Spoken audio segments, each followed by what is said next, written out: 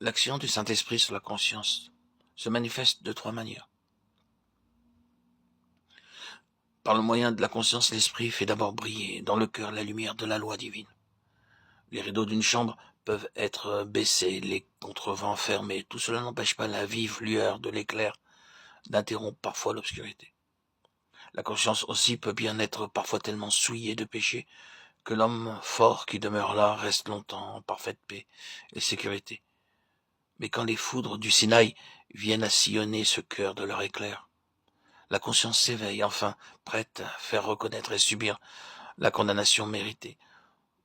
Soit la loi, soit l'évangile font appel à la conscience en invitant à la repentance, en donnant la conviction de péché. Et il faut que la conscience commence par dire amen à toute accusation de péché et d'incrédulité, pour que le pécheur puisse en être affranchi. C'est aussi par le moyen de la conscience que l'Esprit fait briller en nous la lumière du pardon.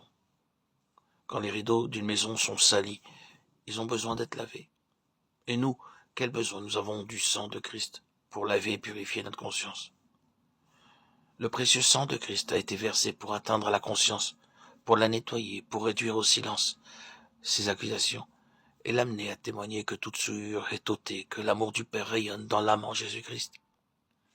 Une conscience purifiée des œuvres mortes, un cœur purifié d'une mauvaise conscience, doivent être le privilège de tout croyant.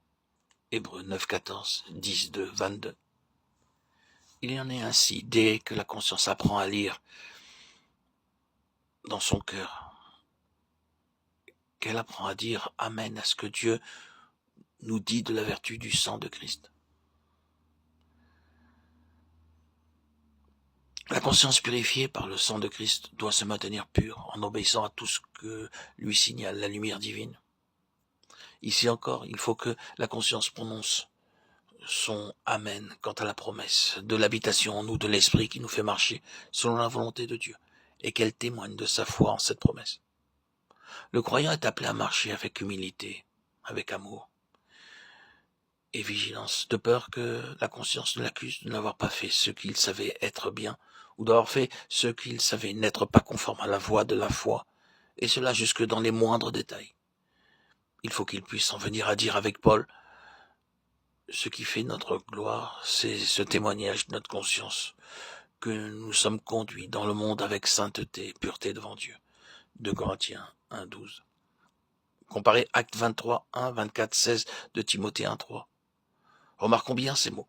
Ce qui fait notre gloire, c'est le témoignage de notre conscience.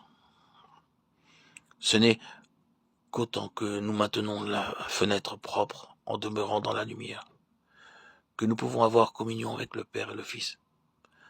C'est alors seulement que l'amour de Dieu peut entrer librement en nous et que notre amour aussi peut s'élever en nous avec la confiance de l'enfant bien aimé. Si notre cœur ne nous condamne pas, nous avons de l'assurance devant Dieu parce que nous gardons ses commandements et que nous faisons ce qui lui est agréable. 1 Jean 3, 21, 22.